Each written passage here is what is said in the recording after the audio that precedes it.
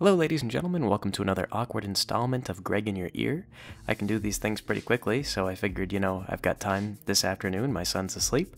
I didn't mention this last time, but that's one of the big reasons why I started doing this. I was thinking, man, what would be a good way to make video while I've got a baby in the other room trying to sleep? I obviously can't shout and be noisy, but I can whisper directly into the mic, and it's only coincidental that ASMR is all the rage today. I also don't know how much longer that's going to be all the rage. I feel like every time YouTube does a big YouTube rewind, they look at what was popular and then remove it from the algorithm because everyone is doing it, and it gets really samey and boring. So ASMR is probably on the way out, and I don't know if Fortnite is still getting the same coverage, but I don't know if any other game has come out to really take its place lately. Gaming feels like it's not in a great place right now. Partly the economics make it difficult. Graphics are expensive to produce. Artwork is hard to make, takes a lot of time, a lot of effort. But in the meanwhile, things that are being made are not terribly exciting on YouTube because you have to produce so much content so fast. There's not really a whole lot of time to be creative and exciting. There's a couple of things that may have some promise. You get those cake making videos or whatever, things that require a little bit of professional production, but not enough to slow down your production entirely. So yeah, we'll see exactly what becomes of YouTube. They still have their monopoly, and at any rate, though, I complain about YouTube more than enough, or more than enough perhaps for one YouTuber's lifetime. So I'm still playing this M.A.S.S builder game because I wanted to show off a little bit of it. I really enjoy giant robots. I have a special place in my heart for them. So I really want M.A.S.S Builder to turn out good. It's still in early access, so while I play it, you can see that there's a lot of problems. Enemies can be a little bit spongy. You notice that you get 200 ammunition, 200 bullets, 200 ammo units in your primary gun, and then secondary. It's not really a primary gun, it's like a physical gun and then an energy gun. So you get 200 bullets in that, and then something similar in the energy gun. And you run out of ammunition really fast in this game and then find yourself just relying entirely on melee. And the catch for the game is that a lot of the enemies only have melee attacks, so the only time you're in any real danger is when you're right up there in their face, hitting them with a stick. Now, the game's still in early access, so the balance on this is definitely going to change, but it turns out that all the melee weapons do the exact same amount of damage, but there are mechanics that control how fast you swing your weapon. Lighter weapons swing faster, meaning that if you equip yourself with a tiny little stabby knife, then you will do the same amount of damage per hit, but you will stab much faster, increasing your DPS substantially. So I chose this spear thing, this laser spear, because I thought it looked cool, but that was a foolish decision on my part. For my laser weapon, I've got this single shot thing. You have to click that button every time you want to fire it, which I find a little bit tedious, but it has a small area of effect, which makes it a little bit better against crowds. The only problem is the targeting is designed to shoot at where the enemy is and not predict where they're going to be, which means that a lot of times you have to go into manual aim mode if you really want to hit enemies, which makes it inferior to the hit scan weapons, which are like Gatling guns and things like that. There's really only two weapons implemented right now. They're going to implement shotguns, which I think is necessary just given how many crowds of enemies there are.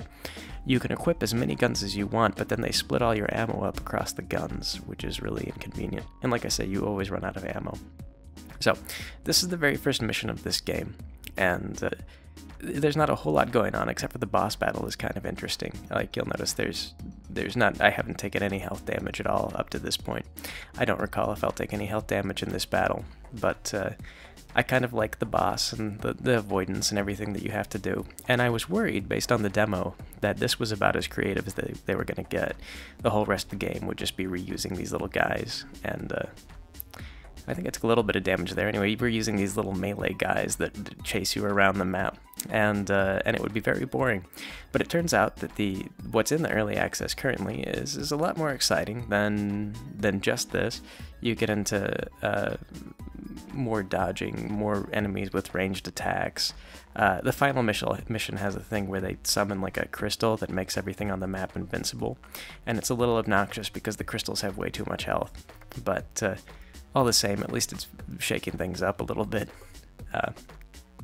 Yeah. So there, I can't recall what kind of missiles I have equipped now, but you have like missile pods on your shoulders, and there's two types of missile pods. One of them is like this smart homing missile, and they're really funny because currently the devs haven't programmed an expiration on them, so the enemies can actually outrun them. Like if they turn around and they run away from the missile, they can run faster than the missiles travel, which makes them incredibly slow for missiles. In real life, missiles are, traveling the speed of sound, but these guys just that slow run that they do with the big arm swings, it's so clumsy, look like gorillas. The missiles can't catch them. So I was playing and I shot my missiles at these guys and they just like walked away from it. It'll chase them around the map forever. Like they'll run in a total circle, and you might even forget you fired missiles at them. You'll just come back later and see they're being chased by like a swarm of 12 missiles, and it'll take you and them by surprise. No one's expecting it. So yeah, the missiles are actually really great, especially for these bosses, because you do a lot of damage with them and they're tracking.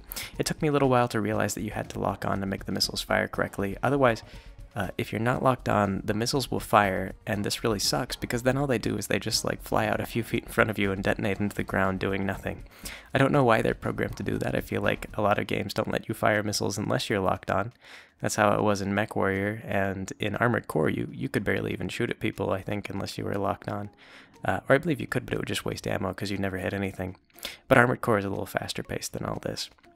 The devs have talked about sometime in July they want to do a multiplayer for this game, and I don't know how exactly that's going to work because, like, you can see I've got this little Gatling gun, and the Gatling gun is hit scan. So I just point it at a target, and as long as I'm pointed at it, I will hit him. He can't dodge it, and so in competitive multiplayer, that takes all the skill out. So they'll have to change something about that if they're really serious about doing multiplayer. The second weapon, like I say, doesn't have any tracking at all. So although it's got a time to travel, you'll never hit a player because the players are way too fast. You'll have to manually aim, but it'll be really hard to actually tag anyone with anything. I also don't remember what point in the game this was for me as far as my upgrades. This may be like my first play of this mission or whatever. I just kind of did some recording arbitrarily because Greg in Your Ear is primarily about me being in your ear and not so much about anything else. In fact, as I've been doing this, I've already kind of forgotten the whole jazz aspect. The first time I was trying to do this, I was trying to put a little bit of a smooth talk on the whole thing. Maybe I'll go back to that, get in the habit of it. But yes, where was I? Oh yeah, so there's multiplayer, and or planned multiplayer, but it's really not going to work as things are. The other thing that I discovered was that it turns out, we're going back to our sort of jazz kind of thing. It turns out that when you equip armor, it gives you a tonnage listing, and they don't really explicitly tell you this. There's a help section you can click on. You click on help, and it'll just tell you these very rudimentary things about your equipment. And I suppose that's because the game is still in early access and nothing is finalized yet. But what they don't warn you is that the tonnage of your armor is also your armor. So the greater the tonnage, the more armor you have. And the greater your tonnage, also the slower you travel. So I'm playing this game with this giant-ass back unit just because I think it looks cool, and I don't realize, but this entire time it's been slowing me down because it's the heaviest back unit in the game.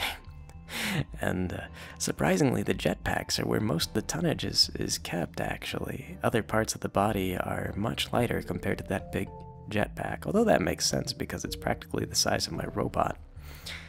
So, yes, after I discovered that, I started looking a little bit more carefully at mech weight and everything, and trying to design a slightly more efficient weapon. The guns also have weight, so like right now you'll see me running around with a two-handed Gatling gun of sorts, and there's no benefit to having a heavy weapon. It just slows you down and makes your mech worse at this point in development.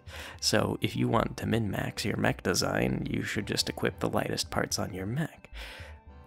This is unfortunate because I really like the large bulky parts. I think they look cool, but what can I say? They're making me worse. Okay, so I guess I am still totally fresh on this. We can see here in this menu, I haven't researched anything or purchased anything. What I found out about this game is that this branch, it controls most of your mech's actual development currently. If you're going to improve your mech at all, you have to go through this system. the system focuses on improving your health, your speed, or your attack power. But if I can be honest, the most influential thing is probably your attack power. The enemies have a lot of health, so the ability to do more damage saves just so much time. As they say, a good offense is the best defense, because the faster you kill the enemies, the fewer times they can attack you. So you take less damage overall as a result of having wiped the field before they can do anything to harm you. You can still get a few speed upgrades, or you could just take off all your armor. In fact, you can go totally naked and just be a robot skeleton. They will let you deploy like that, I guess, and then you're very, very fast, apparently. This is what I learned from just looking around. I also learned it's really difficult to look up anything about M.A.S.S Builder, because it is a thing people associate with building muscle mass. So you type in the words M.A.S.S Builder in Google, and what you get is a lot of information about protein supplements and things like that. You have to type in M.A.S.S Builder Steam, and then just try to navigate around. There's actually a couple of places where they take feedback or discuss the game. It's not all centralized on Steam. So, you know, you do have to Google a little bit. But I'm not sure how people are finding out information about how the game works, if the devs are just telling them directly or what. Because just looking, you'd have no way of really knowing what a lot of these things do. Like all these weapons, you think maybe they would do something different. I've got these different options, but in reality they don't do anything. They serve no function. The grips on the melee weapons cause you to do different things, but it's backwards with the guns. The barrel of the gun changes your attack, and the grip does nothing. There's also these little orbital things, and I equip them just because it's free ammo, free damage, but they're not a big deal.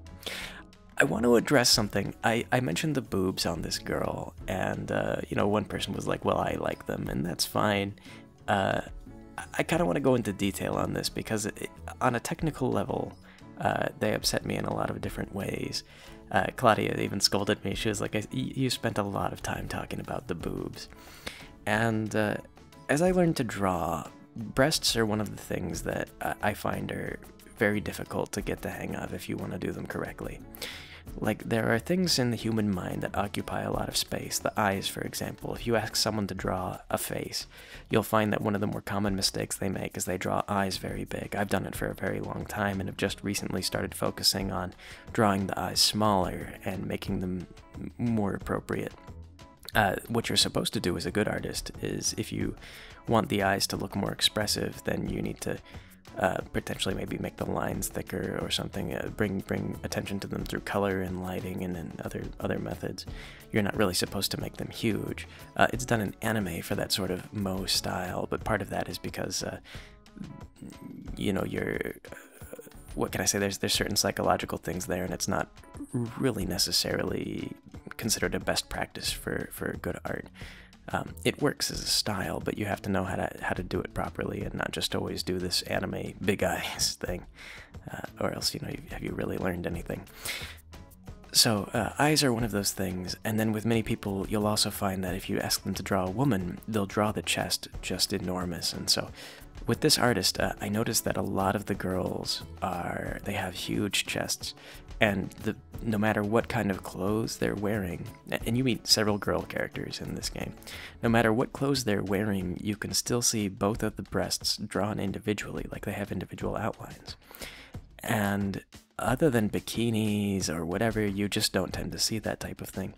I think the reason why this is happening is maybe the artist is not very skilled with anatomy, or at least needs to work on drawing women in particular.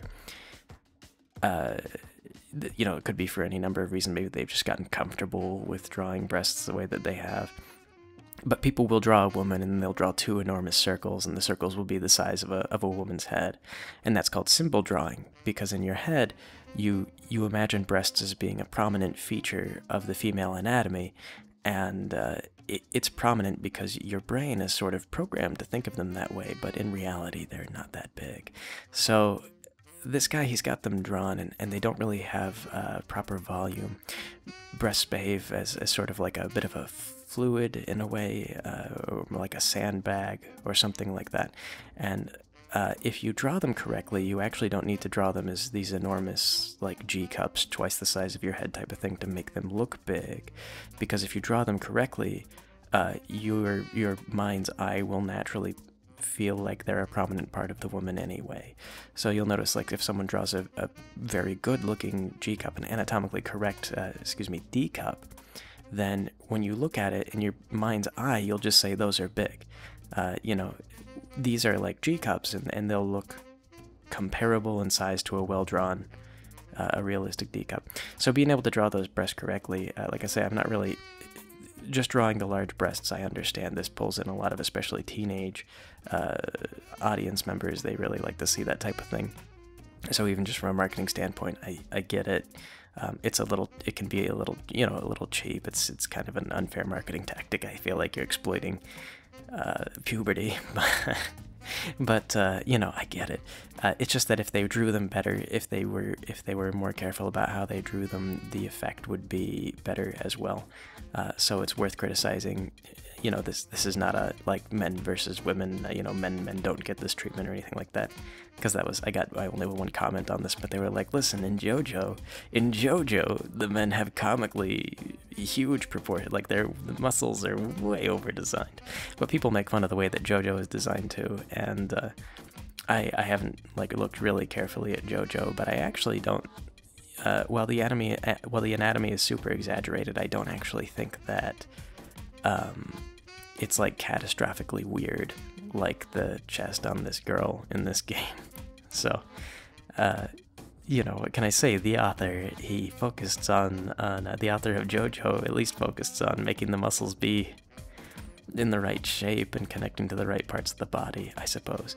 In this, you can see the breasts. I don't believe they should be following the shape of her pectoral muscle, and I don't believe they do at all. So her breasts aren't even connected to the right place on her body. It is just a mess. So, yes, there's lots of other things that I've been focused on with drawing. It's just that breasts kill me because they're one of those things that they're not critically important to making a character look good. Oftentimes you can hide a lot of them with loose-fitting clothing or whatever and just sort of fudge it. But you'll find they do weird things with perspective. It's easy to think of them in terms of a volume, and you know, you draw the left one and it's facing the camera, and then the right one will actually be slightly behind the rib cage, maybe. So you should see less volume on the farther away breast. I think about these types of things. It's it matters to me. It's you know, what can you say? You're like, oh, you know, you should feel ashamed for being focused on breasts. But listen, it's very complicated. There's a lot of stuff going on with these things. These are a tricky part of the anatomy. Them and hands, you know. Hands are harder. Hands are much harder than breasts. So, yes. So anyway, focusing back on this game, I think I'm just going to run down the timer. I only had about 20 minutes scheduled or recorded, and I thought I'd get sick of talking before then, but it turns out I'm going to run out of footage before I get tired of talking. I think I got tired of talking when I did last time because I had already done an entire recording, scrapped it, and then started again, so it had been like a 40-minute rant in my perspective, in my world. So here we're just... I could still go on for a while.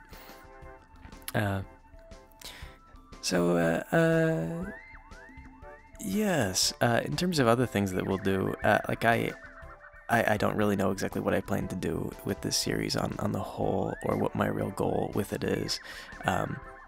It's silly to think about it in terms of finances or popularity or anything like that. To put it in perspective, with 1,000 views per video, I would have to play or I have to do 20 videos about this game just to make back the money that I spent on it. So it really is more about I just like mechs and I want to play a mech game. You know, it's not going to be a real wise, it's not an investment, so to speak. So you can see an example of the missiles. That thing like dived underground and then came back up, and the missiles still hit it. Enemies start teleporting later on in the game, and they'll teleport to the other side of the map, and the missiles will go for them, and then they'll teleport away, and the missiles will just make like a 180-degree turn and go back. The missiles are soul-seeking. They don't forget. They're pretty great. I'm sure that's going to be nerfed eventually, because again, if they seriously plan to do a player versus player multiplayer, There's no way that that'll be balanced. You know, you just fire the missiles and it hits them no matter what they do. See there, I fired the missiles without being locked onto anything. They just blasted in the ground. Learn not to do that eventually. Not during this recording, but eventually. The other thing I was really concerned about is you can see I got away from the kind of the red and purple, and I went for more of a green, brown, and purple. You know, sort of a complementary color scheme, but one a little bit with more cool colors. Cool as in like cold, you know, blues and greens are considered cool colors. This is elementary school stuff.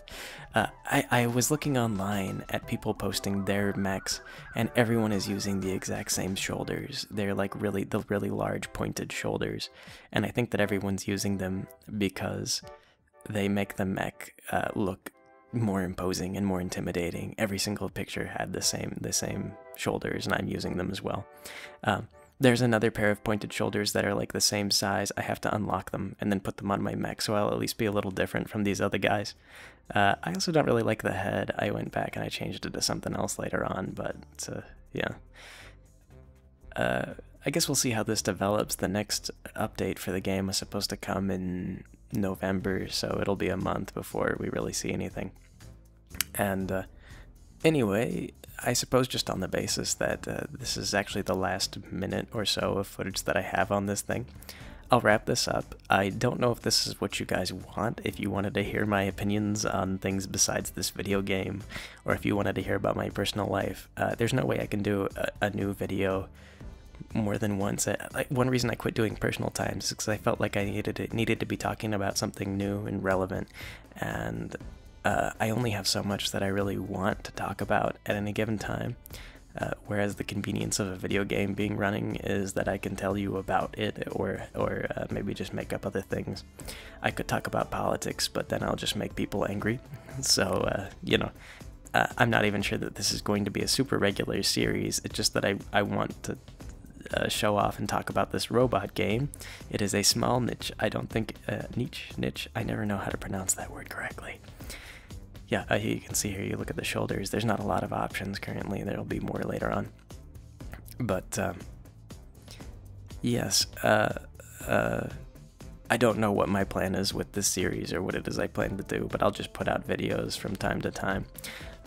Last time we got about 1,000, within a couple of days we got about 1,000 views, which means that's about where we're gonna tap out in the short run. Over the long run it might build up. We had a reasonable watch time percentage, but some people just tuned out as soon as they came in. So the second video is usually the real the one that will determine whether or not people will keep watching a thing. The first video is always, people get excited about it and they come in and they see what it is, and then the second one they know what it is, and so they either come or they don't. But anyway, though, I also want to say thank you to those of you who came in and supported me on the Patreon after the last video. It does mean a lot. I really appreciate it. And for those of you who are still considering it, you know, it does help us a lot. So I feel like I should be doing more calls to action with the Patreon thing, because it's how the whole thing survives. And if I don't, you know, nobody likes to ask for donations, but if I don't, then I don't get donated. I'm convinced I've seen people with larger followings than mine who have a very hard time getting any patrons, and I think it's just because they never talk about their Patreon or ask for Patreon donations. So I think it's just something that I have to do and be willing to do. So yes, at any rate though, I hope that you guys have enjoyed this, and we'll come to the next one. And if you hate it, I understand. It took me 24 minutes to record this. It'll take longer to render it than it will for me to have done any work. I think this is one of the advantages of being able to talk into a mic without needing to jump cut all the time.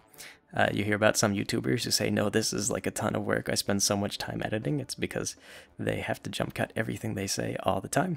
It's much easier if you're able to just speak continuously into a mic without stopping. So, thanks for joining me. I hope you guys are having a wonderful day, and I will talk to you on the next video.